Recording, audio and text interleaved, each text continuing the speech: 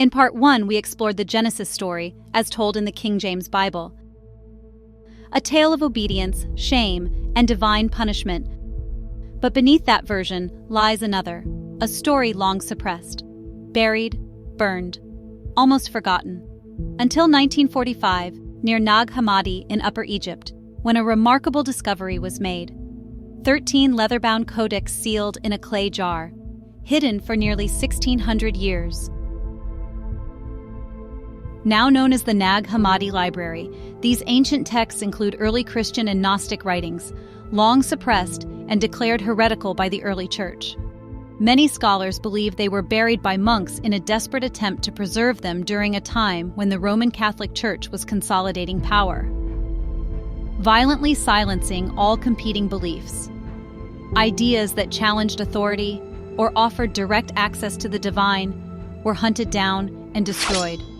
These ancient texts reveal an alternate lens on creation, divinity, and the message of Jesus, one that challenges the structures built by the early church. Gnosticism emerged as a mystical path, a philosophical tradition rooted in gnosis, a Greek word meaning knowledge, yet this points beyond mere intellect, toward knowledge of the soul, a divine remembrance, a truth whispered from within that guides the soul home. This inner revelation draws the seeker towards salvation, unfolding in a single radiant act of awakening, while Orthodox Christianity centers salvation on faith in church authority. Gnosticism offers a radical alternative. The material world becomes a flawed illusion, a construct born of a lesser creator, known as the Demiurge. Within this tradition, Jesus transforms from sacrificial savior into revealer of hidden truths, sent to awaken the divine spark buried within humanity. As Christianity aligned itself with the Roman Empire, the Church sought to unify belief under strict control. Gnostic teachings, which questioned both the Church's authority and its version of Christ, were declared heretical. What followed was a purge, a systematic erasure, the persecution of Gnostics, the burning of their sacred texts, and violent efforts to silence their truth. It was a campaign to bury the path of gnosis beneath centuries of ash, fear, and forgotten fire. And yet, the wisdom endured. This is the stage upon which the Gnostic Genesis unfolds, an alternative creation story that not only challenges the mainstream, but dares to ask deeper questions about the nature of God, reality, and our true origin. When I first encountered these texts, I felt a sense of relief. Finally. Here was a version of the story that honored curiosity instead of condemning it. A narrative that celebrated the very questioning spirit I'd always carried.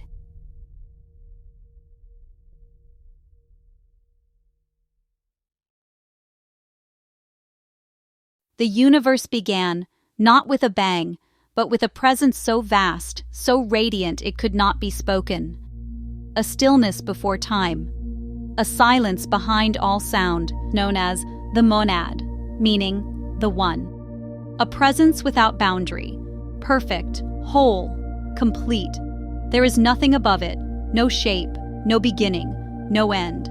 Source of all things, the Father of all, dwelling in a realm of pure light, incorruptible, and beyond the gaze of any mortal eye. He is the invisible spirit. He is immeasurable light, pure, holy, immaculate. From the stillness of the monad, the invisible spirit, the unnameable source, a luminous emanation flowed, reflection incarnate, unity made manifest. She was called Barbello, the first thought, the womb of the all, the mirror in which the monad beheld itself. She was androgynous, mother-father, silence and speech, stillness and motion, the fullness of potential, blooming in symmetry. Together, the monad and Barbello gave rise to light upon light, a radiant procession of divine consciousness, known as the aeons. Each aeon was a sacred expression, a mirrored reflection of the divine essence, an eternal echo, born in harmony. The aeons were not separate beings, but symbolic expressions of divine nature, abstractions of sacred principles, made visible through metaphor. In this realm of pure thought, symbols shimmered with truth. A heart that beats becomes the symbol of love. A dove in flight embodies peace. These are not literal figures, but sacred mirrors, each revealing an aspect of the infinite through image, gesture, and light. At the heart of these emanations was enoia, meaning, thought or intention, the sacred impulse of creation itself. And at the threshold of all emanation stood Barbello, the luminous veil through which the infinite became known. And through her light, the pleroma was formed, a realm of incorruptible fullness where all divine qualities dwell in perfect union. The Gnostics called it the fullness of God. It was a realm of infinite perfection. Before anything fell into separation, before the fracture, there was balance. The descent from spirit to flesh, from the immaterial to the material, was never part of the divine plan. It began with a shift in the harmony, a yearning, a misstep within one of the aeons. Her name was Pistis Sophia, which means faith, wisdom. Sophia was a syzygy, the feminine counterpart to her divine twin Aeon. In Gnostic cosmology, all things exist in duality: light and dark, hot and cold, good and evil, spirit and form. Two faces of the same force, identical in nature, differing only in degree, just as the yin and yang turn within the same circle. Sophia was not separate from the light. She was its radiant expression. A bridge between the infinite, unknowable source and the human heart yearning to return home. Moved by a deep, passionate desire to know the unknowable, Sophia reached beyond her place in the pleroma. She acted alone, without her divine counterpart, and in that reaching, something fractured. Sophia, drawn by pure yearning, extended herself beyond Barbello. She approached the edge of Bythos, the unfathomable abyss, the infinite depth beyond knowing. And in that trembling approach, the infinite overwhelmed her. She lost her balance. Sophia spiraled outward from the source, expelled from the infinite. Sophia's anguish and her longing to return to the pleroma gave rise to something unintentional, the accidental creation of matter and soul. From this chaos emerged a being, formed without the fullness of divine light. He was called Yaldabaoth, the son of chaos, a shadow born from unbalanced light, also known as the Demiurge. When Sophia beheld what had emerged, she was overcome with sorrow. Creation had happened without her intent, and yet a being had come forth, without harmony, without wholeness. In anguish, she wrapped him in a cloud, set him upon a throne within it, and withdrew into her own realm of light. Isolated and unaware of his origins, the Demiurge declared, I am the only God. There is none besides me. Due to his ignorance, Sophia called him Samael, meaning blind, though across the Gnostic scriptures he wears many different names. Saklas, meaning fool, the adversary, the accuser, the seducer, the destroyer, and yes, even Satan himself. To the Gnostics, he became shadow masquerading as divine, a false creator, a counterfeit architect, and in many texts, he is equated with Yahweh of the Hebrew Bible. The Demiurge then set about crafting a realm of his own, a flawed imitation of the divine. He forged the material universe, the world we now inhabit. He created heaven and earth and all that is in them, in imitation of the incorruptible realm. A realm where forms existed without essence, light without its source. And when it was done, he created servants in his image, beings both male and female, crafted for control and dominion. They were called the archons, or the authorities, sent to rule beneath him, to guard the veil between spirit and matter. Led by the Demiurge, the archons sought to fashion a being in their own image, designed for entrapment. They molded Adam from the dust of the earth, a vessel of clay, an attempt to trap the divine spark in flesh, to bind spirit within form. But something was missing. They could not breathe life into him. When they tried to animate the body, it remained motionless, a husk, an echo, a lifeless form on the ground. Their failure amused them. They laughed at the husk they had made, a soulless shell, obedient yet empty, a vessel without breath, devoid of spirit. Watching from her realm beyond, Sophia saw what they had done. Though cast from the pleroma, her essence still carried the living spark of the source. Moved by compassion, and perhaps a longing to set things right, she descended, unseen, and into the lifeless vessel, she breathed her own divine essence. She blew into his face, and the human became a living being. Now alive, Adam carried within him a spark of divine light, a light so radiant it made him far greater than the archons had intended. Jealous and afraid of his potential, they plotted to weaken him. They believed that by separating part of his spiritual essence, they could diminish his power. But their plan backfired. Instead of weakening Adam, their actions led to the creation of Eve, a being who embodied the divine wisdom of Sophia. And within her burned the force of Zoe, life herself. She stood in radiant light, a luminous reflection of wisdom and vitality, a living echo of Sophia's compassion and the spark that could not be contained. Adam, still lying in a state of unconsciousness, had not yet fully awakened. Eve approached him and gently called out, "Arise, Adam!" At her voice, Adam opened his eyes and saw Eve standing before him.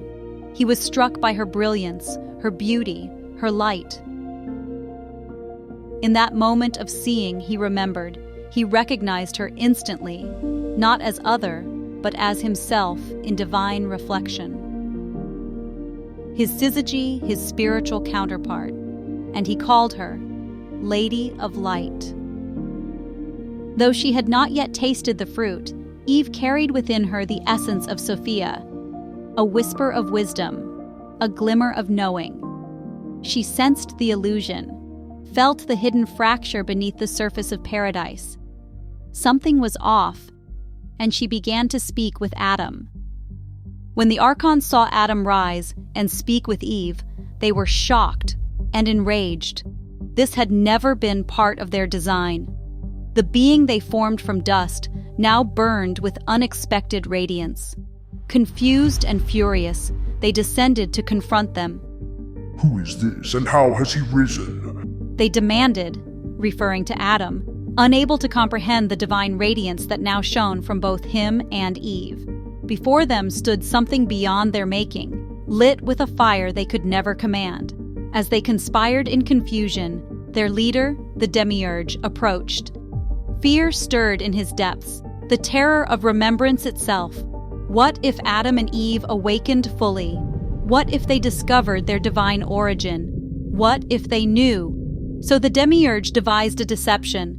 He pointed to a tree at the center of the garden, the tree of knowledge, and he issued a dire warning. You may eat from any tree in this garden, but you must not eat from the tree of knowledge of good and evil, for on the day you eat from it, you will surely die. This warning was not given out of love. It came from fear. Fear that Adam and Eve would awaken fully to the divine spark within them. The archons knew, if the fruit was eaten, they would gain gnosis, a knowing of their true origins and of the higher source, beyond the false creator, beyond the Demiurge. After the archons delivered their command and withdrew, Eve found herself alone in the garden. surrounded by beauty.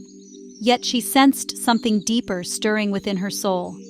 Butterflies danced around her, like whispers of forgotten wisdom, their delicate wings carrying secrets from realms beyond this carefully crafted paradise. Then, from the shadows of the sacred trees, a serpent appeared. The mainstream Bible paints this serpent as deceiver, the ultimate villain of humanity's fall. But the Gnostic story reveals something radically different. The wisest of all, they called it the instructor. This was no enemy, but a bringer of truth. A sacred emissary, often seen as a messenger of Sophia herself, sent to awaken what had been deliberately forgotten. The serpent spoke, with clarity and compassion, not with malice or manipulation. Its voice carried the resonance of ancient knowing, inviting Eve to question the archons' authority, to pierce the veil of the carefully woven illusion, to remember who she truly was before this prison of forgetfulness. "You will not die if you eat from this tree," the serpent said. "Instead, your eyes will be opened and you will become like gods, knowing the truth of good and evil." The serpent withdrew, its message lingering in the air like incense. Eve felt something ancient awakening within her. This wasn't temptation.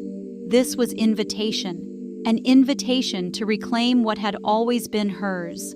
Moved by the serpent's wisdom and by her own deep knowing, Eve looked upon the fruit that had somehow materialized in her palm. As if offered by the cosmic forces themselves, the apple seemed to pulse with inner light, as if containing all the knowledge that had been stolen from humanity. Without fear, without shame, but with the courage of one remembering her true nature, she raised it to her lips. The skin broke, and the taste of knowledge filled her mouth. Sweet, sharp, alive with forbidden clarity, the taste flooded her with awakening. And knowing that Adam too deserved this liberation, she walked to him with purpose, carrying freedom itself. She turned to him, her eyes alight with revelation. "Taste and remember," her eyes seemed to say. With quiet defiance, she placed the fruit in his hand. Adam accepted and bit into that sacred fruit. And in that instant, the garden cracked open. Their false reality shattered like glass hitting stone. The perfect mask dissolved, revealing the prison beneath. Before them stood the architects of their bondage, the archons, their deception laid bare. The spell of ignorance was broken.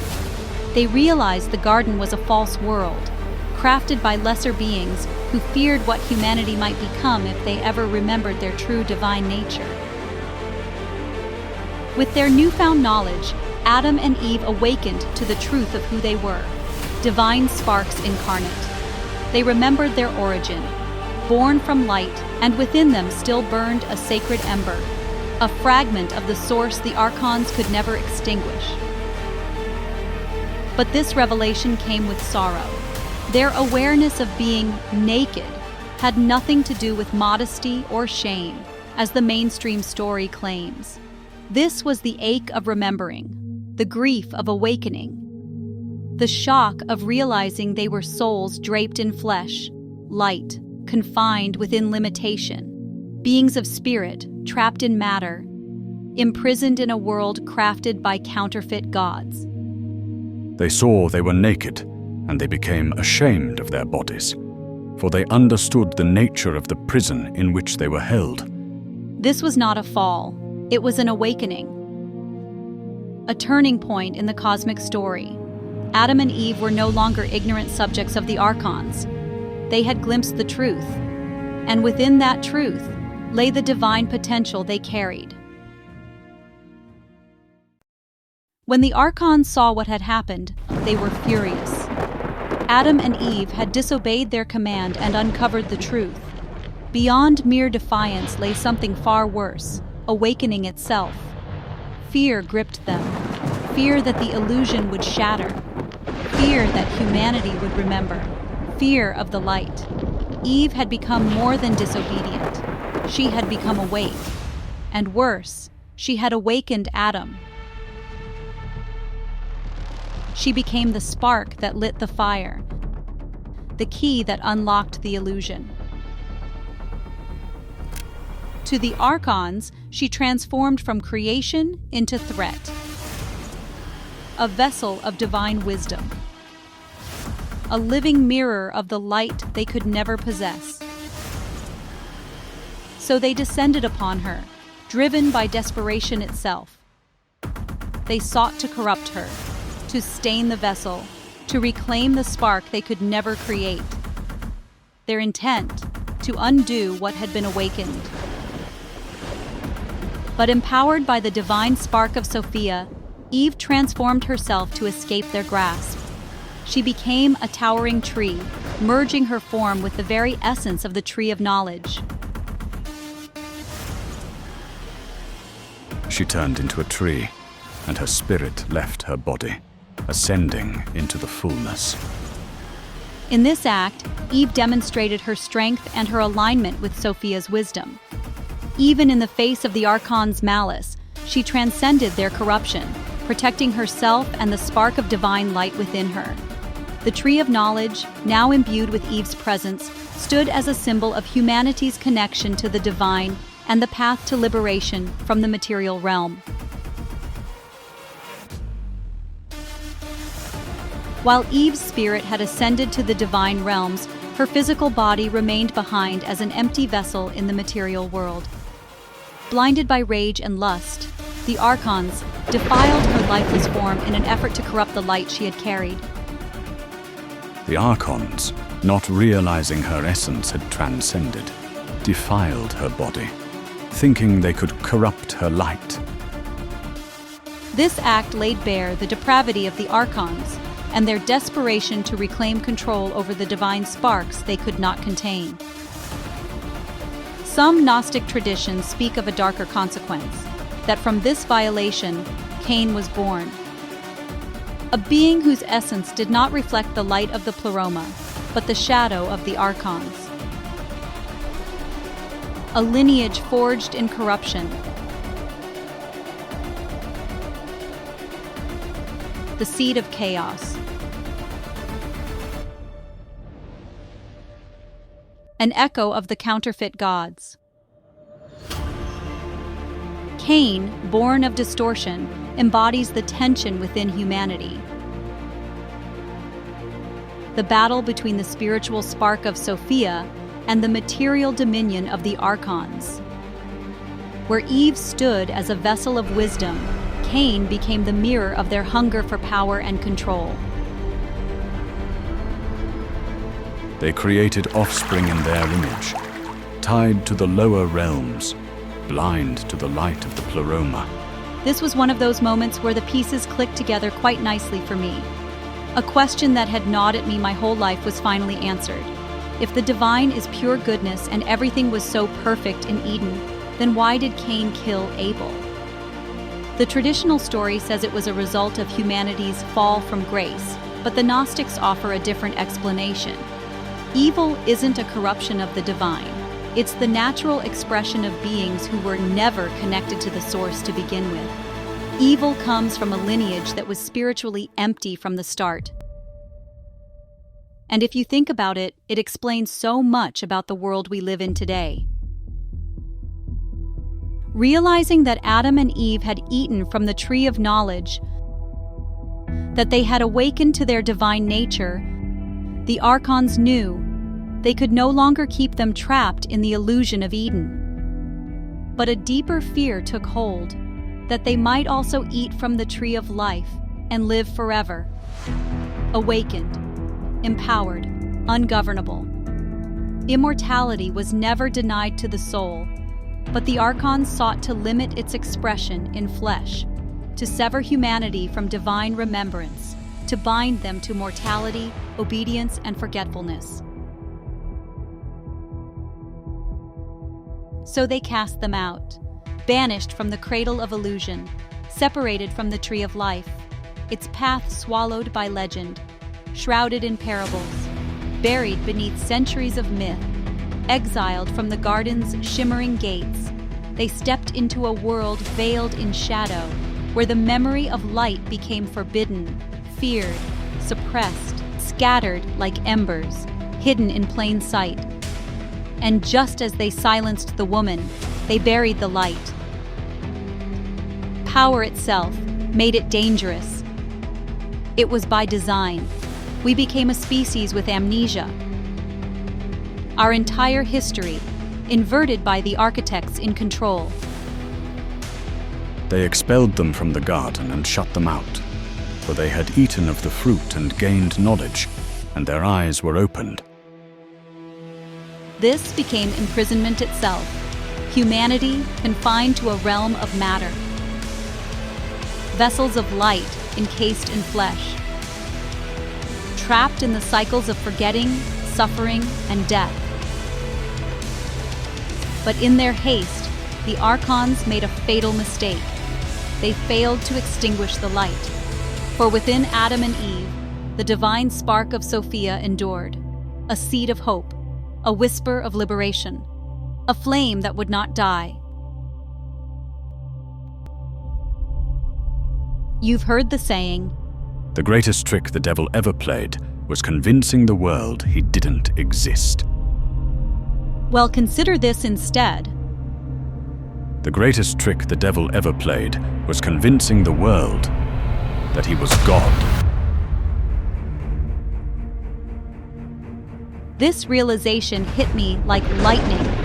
Everything I'd struggled with in the mainstream version, the contradictions, the fear-based messaging, the way curiosity was painted as sin, and especially the part about woe man, how she will serve beneath him. It all suddenly made perfect sense. The story that had once felt like condemnation revealed itself as the ultimate liberation narrative. The divine feminine became a threat to the illusion. And when they realized they couldn't control her, of course they tried to erase her. But you see, the cosmic thread was not broken. From the pleroma, a luminous force emerged. The Christos, born of divine fullness, sent to guide Sophia home, to help her return to the source. Through him, Sophia remembered the pneuma within, the divine spirit she had always carried. Something the archons, even with all their psychic power, could never possess. And so began her ascent back to her true nature. Then, as an emissary of Sophia, Christos descended into the material world as Jesus Christ, sent to ignite remembrance, to awaken the sacred knowing buried beneath fear and control. He came to rekindle the temple of light within, to awaken the divine spark in every soul. Destroy this temple, and in 3 days I will raise it up. But this temple was not built only once. The Christos is an echo in a hall of mirrors, the divine archetype that has lived on in countless souls who came to shatter illusion. The rebels, the healers, and the mystics whose names they tried to erase. Through their collective teachings, a truth whispered through a recurring symbol. Its trace echoes across myths, sacred texts, and stone circles, revealing the one great secret, that the kingdom is within, that salvation flows through inner knowing. Know thyself, the timeless key, whispered by mystics, prophets, and sages throughout time, all pointing to the infinite realm within. For the Gnostics, this was the central cosmic drama. Sophia's redemption through Christos, and the light reborn in humanity. The tree of knowledge, the Christos, and Sophia herself, all eternal symbols of hope, guiding us back to the divine fullness. Though humanity remains trapped in a material world shaped by the archons, we carry within us something they will never possess, an ember of the divine spirit. The spark of Sophia's light endures within us all, a quiet flame, waiting to be rekindled through gnosis and truth. The path to liberation is hidden, yet always present, for those with eyes to see and ears to hear.